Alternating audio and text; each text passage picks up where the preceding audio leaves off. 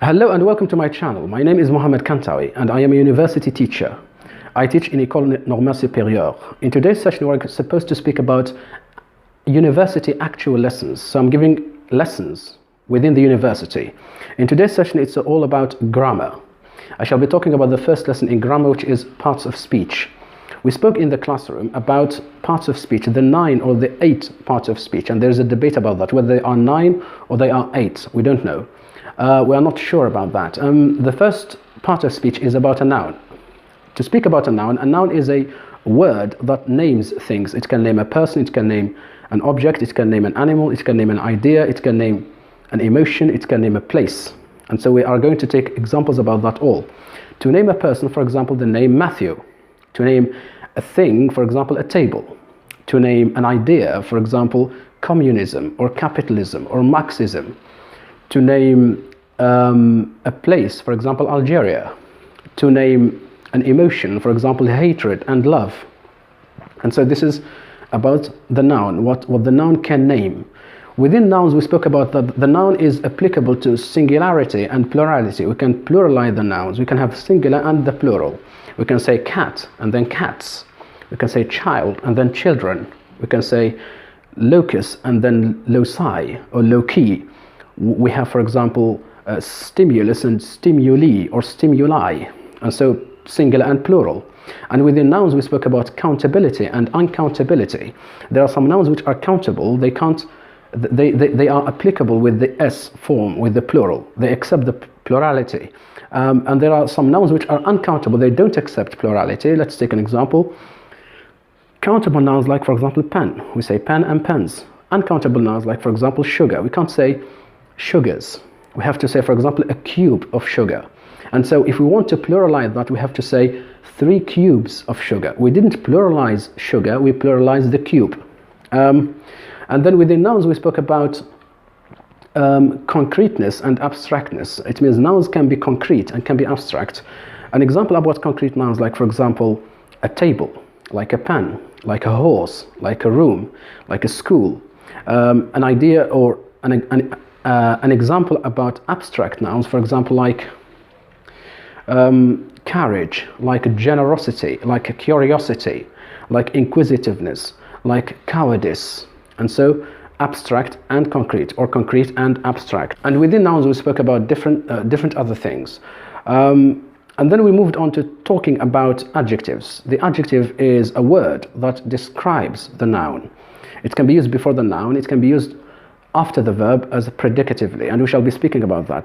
The first idea about adjectives is that adjectives can be long and can be short. An adjective which is long, beautiful, wonderful, dangerous. An adjective which is short, nice, funny, and big. And so if we want to speak about comparison, comparative and superlative, within the comparatives we say more beautiful, most beautiful, more beautiful, and more wonderful, and more dangerous. Within the superlative we speak about, within the superlative we use most. We say most beautiful, most dangerous, and most wonderful. But for the short adjectives we add er and est. We say, for example, nice, nicer, nicest, big, bigger, biggest, funny, funnier, funniest. And so the second point about adjectives is about predicative and attributive. And I said in the classroom that there are some adjectives which are only attributive, and some other adjectives which are only predicative, and some other adjectives, a part of adjectives, which are both. They can be attributive or predicative. Let's take an example. The adjective main. The adjective main is only attributive. It cannot be predicative. And that means attributive comes before the noun. We say the main idea. The word idea is a noun, and main is the adjective. The adjective afraid is only predicative, and that means it comes predicatively after the verb. It cannot be before a noun. We can't say in English an afraid man, and that means we have to say the man is afraid, or the woman is afraid, or the child is afraid. Afraid is used predicatively and main is used attributively. And then we spoke about gradability and non-gradability of adjectives. And that means gradable adjectives accept comparison and superiority, while non-gradable adjectives do not accept comparison and superiority. Gradable adjectives accept intensification, the use of intensifiers like very, like extremely, and non-gradable adjectives do not accept that. They don't accept intensifiers. And then we spoke about the adverb. The adverb is a word that can be manifested fundamentally in 4 ways. It can be an adverb of time, adverb of place, adverb of manner, and conjunctive adverb.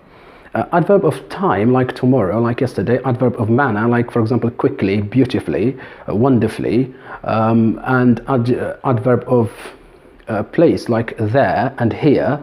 And conjunctive adverbs, like for example nonetheless, nevertheless, therefore, thus, and hence. And so these are the adverbs.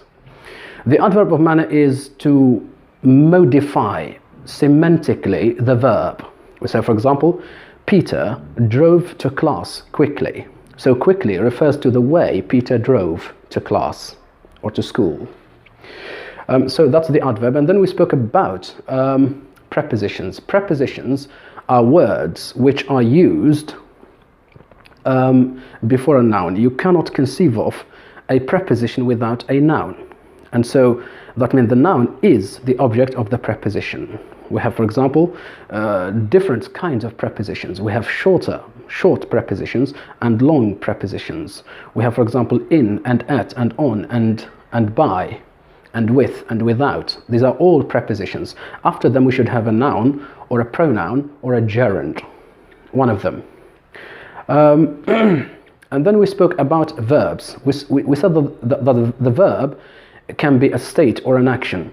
A stative verb like verb to be, like verb to owe, like verb to own, and an action verb like the verb to play, the verb to run, the verb to speak, the verb to sleep. And so the verb also can be regular or irregular. We spoke about regular verbs with ed, like the verb to start, started, started, or commence, commenced, commenced. And it can be irregular, like the verb to run, run, ran, run, or come, came, come, become, became, become. And we spoke about verbs in terms of auxiliary and lexical. Auxiliary verbs like verb be and do and have and can and could and should and must, and lexical ones like, for example, play, eat, sleep, speak, write, teach. So they are lexical, they are not auxiliaries. And then we spoke about different kinds of verbs. A verb can be intransitive, it needs no object, as it can be transitive, needs an object. Intransitive, like the verb to cry. Cry is intransitive, it doesn't need any object. It can be monotransitive, it is only one object, like the verb to play. We say, for example, Peter plays football, or Peter is playing football. So football is an object, it's one referring to the verb play. And then a verb can be ditransitive or detransitive. It means to, die. The prefix die, it means, or de, it means to. Ditransitive, it means a verb that needs two objects, direct object and indirect object, like the verb to give.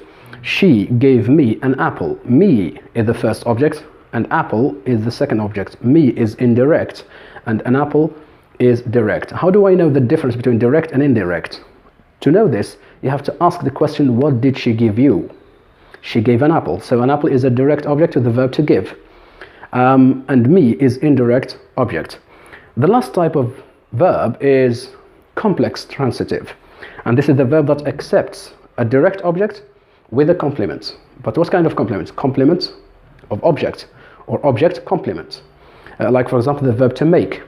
She made me angry. And so me and angry both refer to the verb make, or made in the past.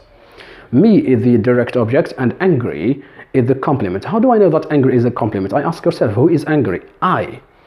Me here refers to I. So me is the object and angry is the complement, and that means I am angry. Angry is a complement to the object. So that means angry is complement of object, or object complement.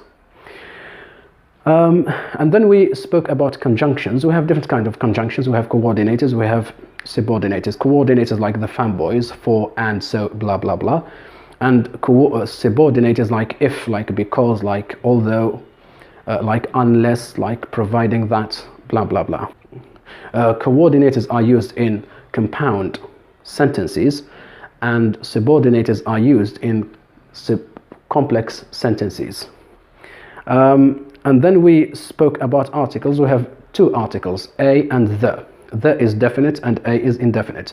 The a is divided into two. It can be a or an depending on the first sound, whether it is a consonant or a vowel.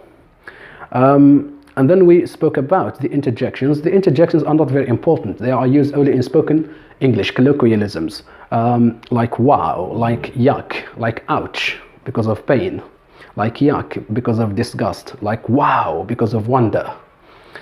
So that's it. These are the parts of speech that we spoke about last time. Thank you so much, and goodbye.